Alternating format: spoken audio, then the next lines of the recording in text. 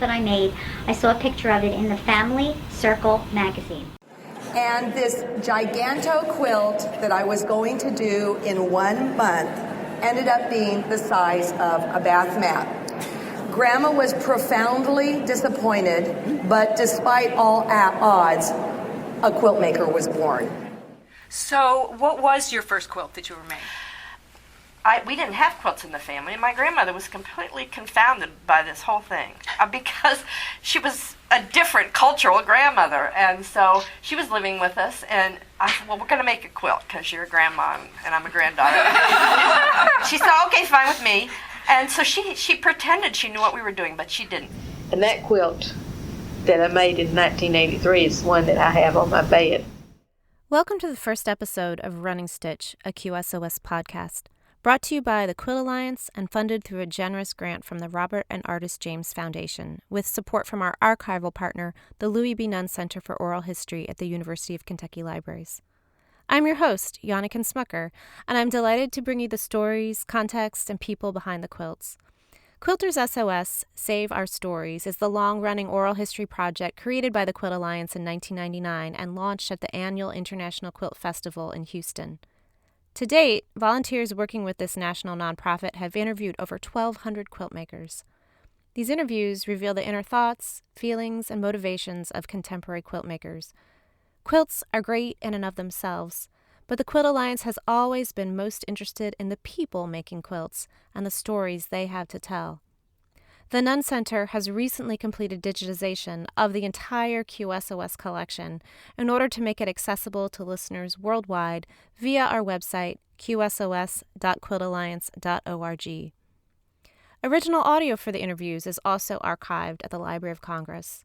And now that we have digital audio, we are able to bring the stories of quilts and quilt makers to you through this brand new podcast, Running Stitch. This first episode is about quilt firsts and first quilts, and it celebrates that inaugural leap of diving into the world of quilt making. I made my first quilt about 25 years ago, starting at one summer vacation. I was the kind of kid who always liked to have a project to work on. I was artsy, I was craftsy, I knew how to sew, and quilt making was in my genes, with at least 4 generations of women before me making quilts. When I was 15 or 16, I took off of the bookshelf one of those early 1980s books about how to make a sampler quilt. I chose the quilt blocks I liked best, with pattern names like Crossed Canoes and Jacob's Ladder and Puss in the Corner. And I went to G.L. Perry's, a regional variety store in Goshen, Indiana, and I chose the fabric. But the real fun began when I started to piece the blocks. I was hooked, seeing all the geometric shapes and colors come together. And I hand-quilted this queen-size quilt in the dining room of my parents' home, with my great-grandmother's quilt frame set up, and plenty of assistance from my mom and my grandmother. And since then, I kept making quilts, even setting up that quilt frame in one of my college houses and teaching my college friends how to quilt. And like many a persnickety quilt maker before me, I ripped out their stitches after they left. And now, in 2020, as I try to homeschool my 9-year-old daughter in the middle of a pandemic, I'm teaching her how to make a quilt, her first quilt. In today's episode, we'll look back on the first quilts of one of today's foremost modern quilt makers. First, let's listen back to part of the QSOS interview recorded with Victoria Findlay Wolfe, conducted by Meg Cox on August 5, 2011. The 2011 interview with Victoria was conducted in her New York City loft apartment in front of a live audience of 100 people, and as such, the sound quality here isn't the greatest, as you can hear a lot of background noise, trucks whizzing by, etc., the elevator. Anyway, I'm going to read some of her response along so you can hear it. The quilt that I want to talk about is the one hanging over here. The quilt that I'd like to talk about is the one hanging over here, called Everything But the Kitchen Sink. I started it about 15 years ago. I was an occasional quilter, and then I became a mother. There was a point where I was making a lot of quilts and children's clothes for my daughter Beatrice. I wanted to make her quilts when she was a baby, but I would never make the perfect quilt for her. I ended up making her about 20 quilts. None of the quilts were ever good enough for my daughter, so I cut them up and accumulated many orphan blocks along the way from doing so. I was looking at quilts, but not really knowing much about making a quilt. The only quilts I had in my house were the crazy quilts my grandmother made. And so that's how this quilt started. I was trying to mimic what my grandmother did, mimicking what her process was, because it was the only thing I knew from watching her quilt as a child. It was definitely the start of the obsession with quilting. I had started, if you look at the bottom of that quilt, there was a 14-inch strip across the bottom where I was looking at my grandmother's work, and I was trying to duplicate what she did by using the sewing machine instead of by hand. I got so bored and frustrated trying to do it. It wasn't my way, so I needed to figure out how to do what she did, but in my own way, so I couldn't get frustrated. I couldn't at the time, and so I put it away in a box for about 12 years. In 2009, I pulled it out, and that's when I had accumulated so many more orphan blocks and then just started playing with it, adding them all into one quilt. Then Meg Cox asked, "What do you think that this quilt says about you? If someone came upon this quilt, what do you think it says about you as a quilter?" And Victoria responded, "That's kind of hard. I hope they see the learning curve and passion. When I look at that quilt, I see everything that I've learned for about 15 years. I learned techniques that I had never done before. There's probably about 100 Y seams in that quilt, difficult seams. That's the only way to do it. Just go for it. Applique is something that I had not done since junior high school. It's my learning process in that quilt, trying to do letters, applique, using up antique blocks I've collected. Everything I had went into it, along with my everyday life. Maybe it says I'm open to the life that throws at me. I'm a painter by trade previously, so I was trying to figure out the color balance and make it all work. It's been a complete learning experience, so it kind of sums up a wide portion of my life, including getting married, having a family, moving to New York. It accumulates everything." And then Meg concluded this discussion of the quilt asking how Victoria uses it. And she responded, "It sits on my bed. It's the one quilt that I am so attached to. I'd grab it from a burning building. It's not going anywhere. It's staying here. It won't be sold. It gets used and loved." QSOS interviews always ask the interviewee about a quilt that they have brought with them. We call this the touchstone object for the interview, and it launches at the conversation. You can see images of Victoria's amazing Everything But the Kitchen Sink quilt on our episode page. Now, I'm pleased to introduce Victoria Findlay Wolfe, who has joined me to think back on her QSOS interview and her first quilt.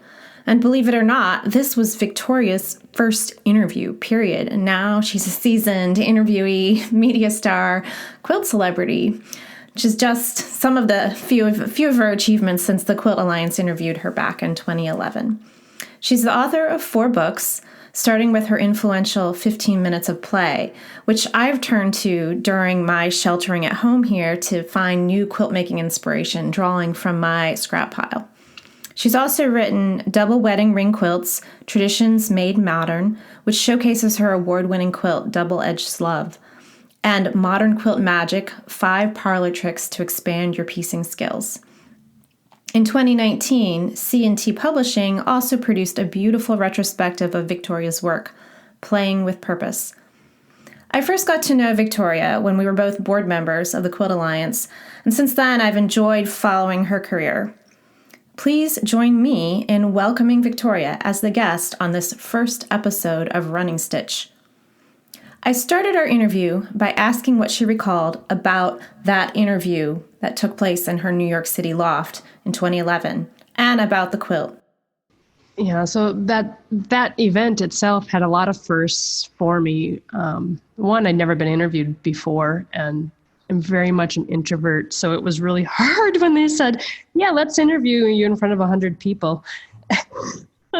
So that was a first, and it's funny because now, since all those years later, that now it's kind of become second nature. So I'm definitely grateful to the Quilt Alliance for pulling me out of my shell. Thanks a lot. Well, I'm glad we could get you to start talking. Yeah, exactly. I know I considered that quilt at the time as one of my first quilts. It was really a first quilt that helped pull me back into quilt making. That quilt, Everything But the Kitchen Sink, was a quilt that, I'm trained as a painter, but I've been sewing and doing hand patchwork and stuff. Sewing since I was 4. I learned hand patchwork when I was probably about 11 or 12. didn't make my very first quilt till I was 13. They're all pretty sad looking, and definitely we can talk more about what those look like. But why I consider that Everything But the Kitchen Sink quilt the first quilt, it was something that really was helping me transition from a painter back into a quilt maker, and sort of exploring, my relation to quilts was really my grandmother's quilts that were scrappy double knit polyester. And it never really occurred to me about making blocks or block patterns. And so through blogs and online quilting is really where I was like, oh, you can do that with fabric. And so that quilt happened because I was making and playing with all of these different things that I was finding available at my fingertips. And also, in fact, for my daughter. So, when my daughter came along, I wanted to make her the most perfect quilts, which, what is perfect?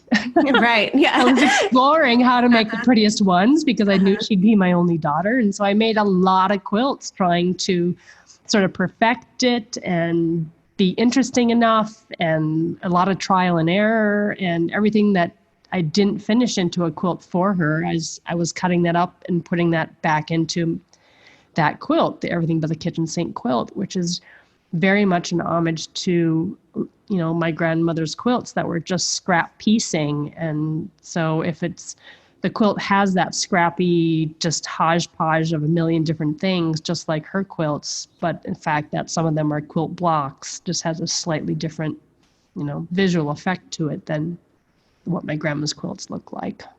So. When you were experimenting with trying to make your daughter this perfect quilt, what did you imagine a perfect quilt was? That's a very good question. When I think back to those original quilts that I made, like when I was 12 and 13 years old, they're pretty pathetic looking. And I remember when I was making them, how frustrated I would get if I couldn't get a point to match, or that I was cutting the pieces all wonky. And I remember thinking that and just being, this is just a hot mess. And I have several of those quilt tops that I made and never finished into a quilt because I remember how frustrated I was with them. So that sort of coming back and years later and trying to make this perfect quilt, the only thing I was really working with was 9 patches. And I had a hard enough time trying to make a perfect 9 patch because I didn't really understand, I was more of a seamstress. So I understood 5/8" seams as opposed to a 1/4" seam. How sewing consistently was the key to actually getting your seams to line up, so, I was really just playing around with trying to make something that was interesting enough, or making things match up because I knew they were supposed to, but I maybe didn't have the technical skills at that time to really nail it every single time. But after you make 10 and then you start playing with other block construction, you start to learn a few things. So, that time of year, from 2000 to 2009, when I was really kind of playing around, that's when I was also really developing a lot of quilting skills because I was trying all these different blocks and trial and error and making a lot of mistakes. Mm-hmm. And the mistakes are the best part of trying to get good at something. You have to go through that. Absolutely. To be able to make whatever you consider a perfect quilt. So the Everything But the Kitchen Sink, is that the first time you really started this? You've become known for this idea of play where you're cutting up things that you've already made and reconfiguring them. Was that where some of that as a method really emerged? Yeah, definitely. Like I said, I was trying to, when I made that quilt, I was trying to think, how can I do what my grandmother did? So I just considered all fabric, whether it had seams in it or not, to still be a scrap. If I wasn't using it in something else, just because it has a seam in it, I figure you could still use it, mostly because I didn't have a language to not do that, right? So there was nobody telling me you can't do that. And actually back in those early days of quilting, I was in a quilting group online, and they called themselves the Maverick Quilters, sort of Gwen Marsden followers. And so when I learned that wonky was actually a thing, I could remember back to those times when I was so frustrated with things being wonky, and I was like, oh, well, that's acceptable.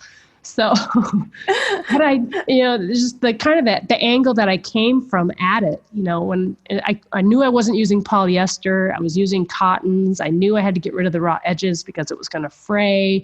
how could I still get a busy, scrappy looking quilt like my grandmother's? I knew I had to sew the seams in.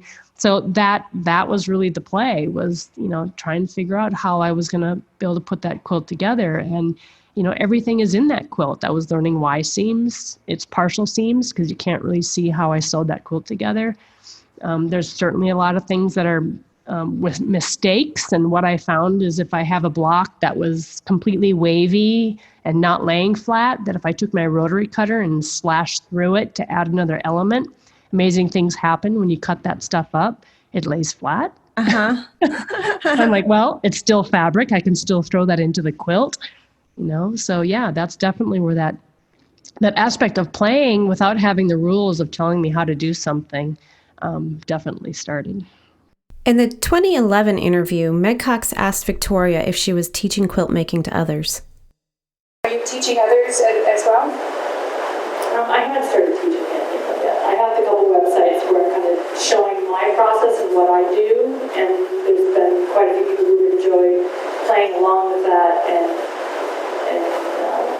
using that also as a way, the way of building something from nothing, and using that to spark them. And that's been fun to watch other people get the enjoyment out of that as well. Do you see yourself or would like to be a sort of a style maker, a taste maker, a leader in the craft and the art of quilting? I don't think so. I just love to do it. I have to make as an artist, whether it's if I'm painting or drawing or making a quilt or making dinner or learning how to do something else. It's always about making. I need to do that. One of my sites, 15 Minutes of Play, started because of that. Being a new mom, when you have no time for yourself, sometimes you only had 15 minutes. Just for your sanity as an artist, I needed to do something at least 15 minutes a day for myself. And so that's sort of a concept that I keep with me all the time, that I do need to make constantly. So that's all I get is 15 minutes, so I'll take it. I asked Victoria about teaching another professional first she had embarked upon since her QSOS interview. So around that time we did that interview is when my book, 15 Minutes of Play, was coming out. And, they definitely hope that you're going to teach when you have a book coming out. And I was like, no, I'm not teaching. I got nothing to teach anybody. What are they going to want to learn from me? And plus, because being an introvert, it's really hard to get out in front of people. So first and foremost, it's getting me out of my shell to get out there. And then actually finding out that I really enjoy watching other people explore and play and have those light bulb moments of, oh, I can do this, or, oh, this is enjoyable, or, the thing I really enjoy and was most surprising to me was teaching and being able to share that experience and help somebody else overcome a fear. If you're doing something that you absolutely love, I'm always astonished at how much fear that we hold in doing something that we absolutely love doing. So if it's a hobby, I feel like, what can we do to take that fear away? Because you should be enjoying it. Otherwise, I don't know, go for a walk or go golfing or, whatever. Find something else that's not scaring you. But it's quilting, it's fabric, it's fun. It's, you can cut it up a million times. Like, you're not hurting anything. It's definitely a place for you to play and let go of fear and just make the quilts that you want to do.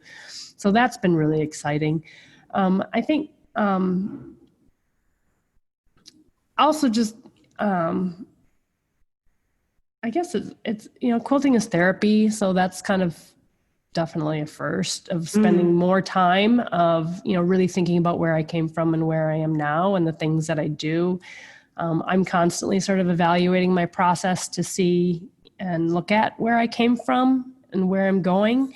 And I always think that's a good thing to point out for other quilters, is really acknowledge your first quilts so that you can go, yeah, I have come a long way. I have learned a few things. And, maybe that old quilt that you thought was so horrible really wasn't that bad after all. Just giving yourself a break, learning to give yourself a break and enjoy something that you enjoy doing. Needless to say, Victoria now has a public persona, despite being an introvert. I asked her how this had changed her work. As you've gone out and I know you teach very regularly now, and as you mentioned, you're interviewed much more frequently now. How does being somewhat of a public persona, despite continuing to be an introvert, how does that change your approach to what you're doing as an artist?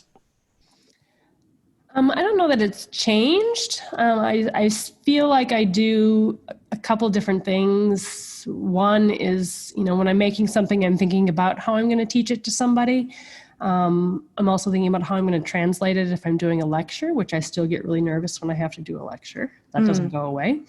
I'm also looking at it, whatever I'm working on, as like, is this something that's more of a personal piece? Is it more sort of my art side? So if it's something that basically meaning something I'm not going to pattern, but is there, a way that I can make something that is approachable for the quilter who wants to make it? And then is there something that I can do to push myself further to make quilts that are maybe not so reproducible, and being able to be a storyteller? And I think that's the element that I've really connected with the most in the quilt making for myself, is to be able to make a quilt that's going to tell a story.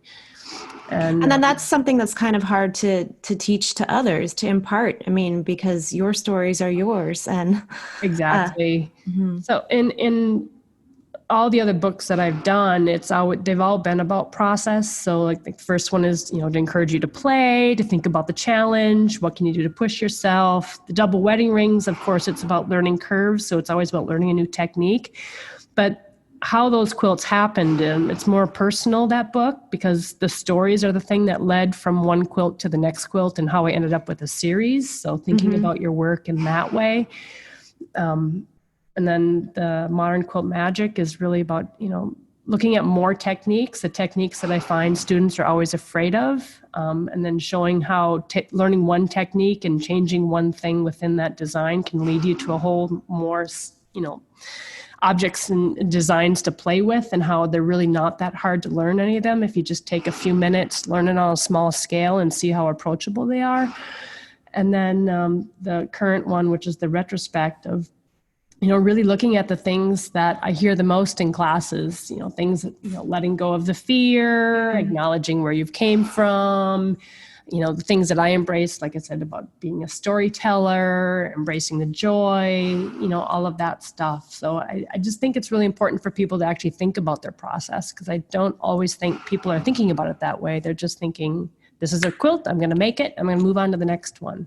Right. But sometimes I think it is a personal journey. And I think quilters are storytellers, whether they think that way or not. The experiences of the day, the experiences of what's going on in your head, what's going on around you, all of that stuff that's leading you to make those decisions is happening when you're making a quilt. So be aware of it so that you are adding that. And sign and label your quilts, because that's just as important to telling the story, Thank you for that public service announcement. At the Quilt Alliance, that's one of our primary missions, and we can't hear that advice enough.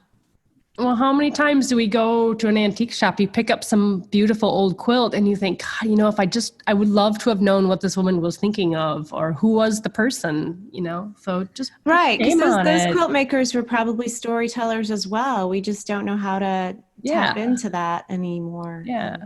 So I just think that's important. I also think that's important about valuing your work. So whether you think that quilt is important or not to you, it's going to be important to somebody who's going to pick it up. And to get the rest of the world to appreciate the value of the quilt, we have to put that value on it ourselves. And I think by putting your name on it, that's the first step.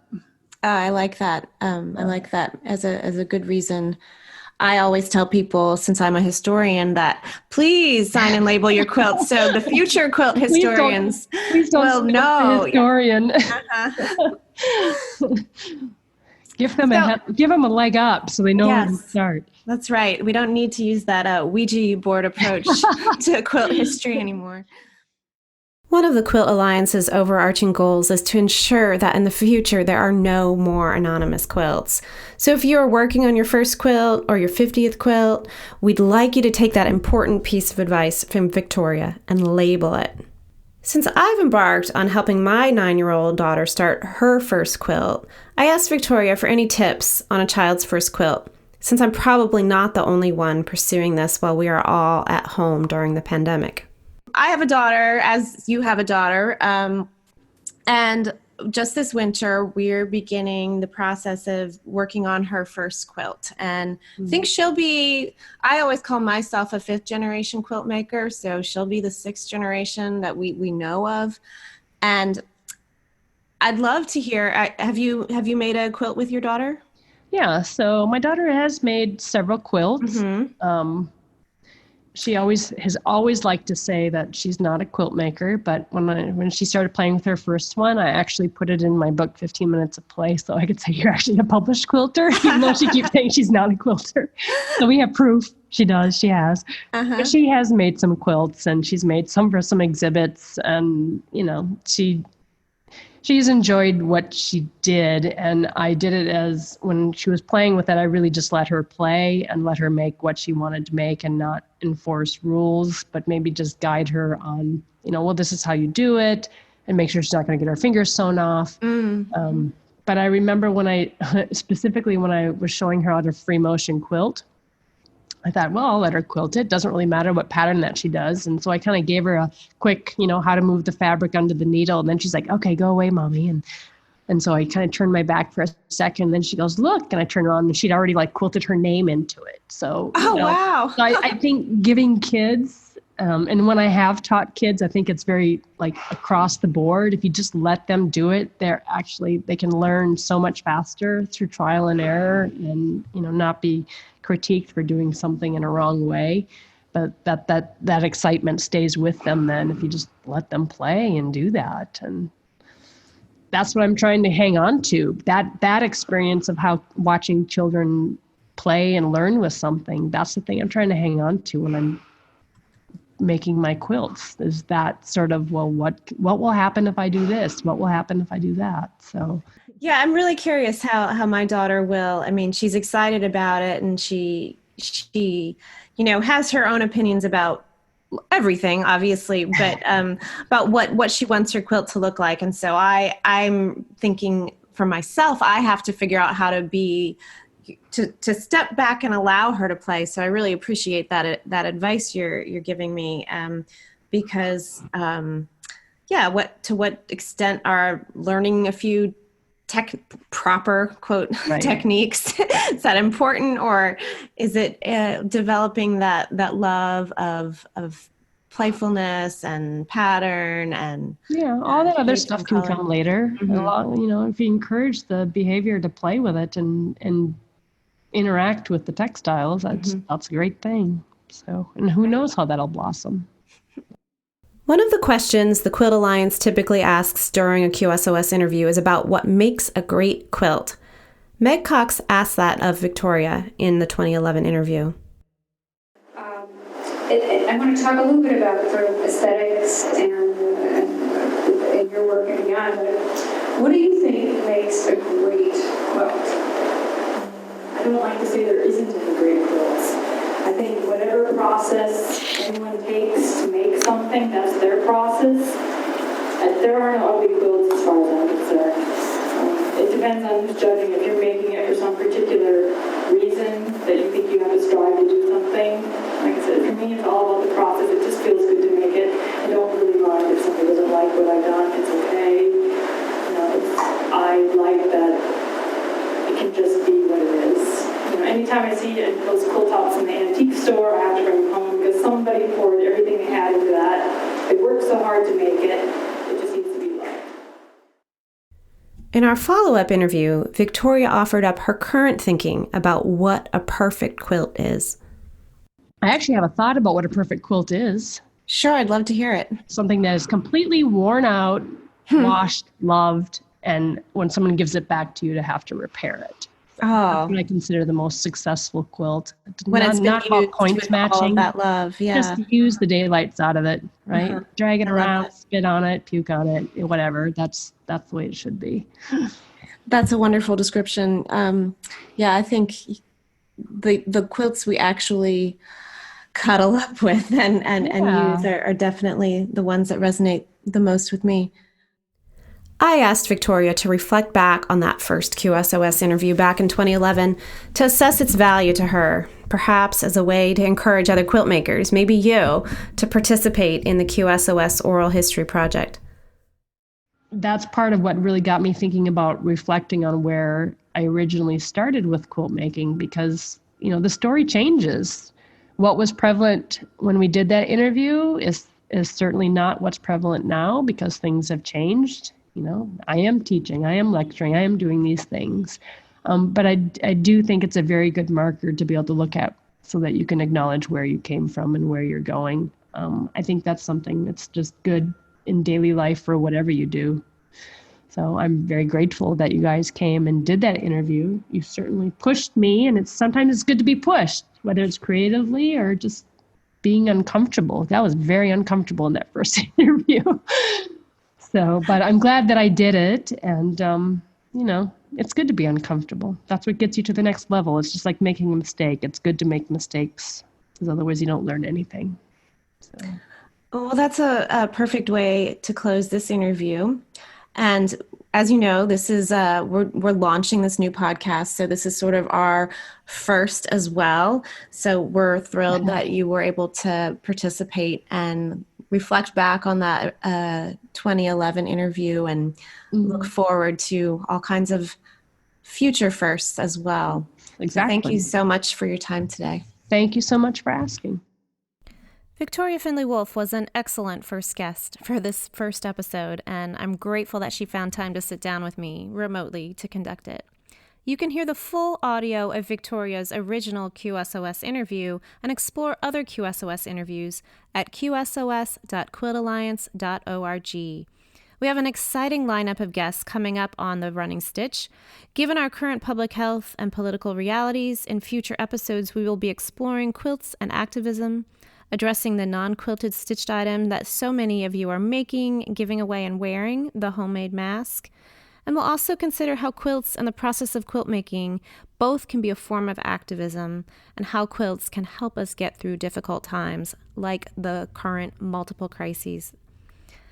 Please join us as we continue to dig into the Quilters SOS Save Our Stories archive and hear the stories behind the quilts. This has been episode 1 of Running Stitch, a QSOS podcast, and I'm your host, Janneken Smucker.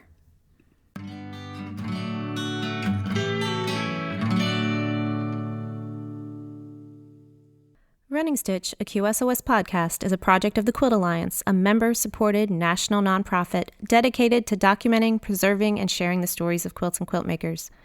Running Stitch is hosted and written by me, Janneken Smucker, and I serve as co-producer with QSOS project manager Emma Parker, with support from Quilt Alliance executive director Amy Milne.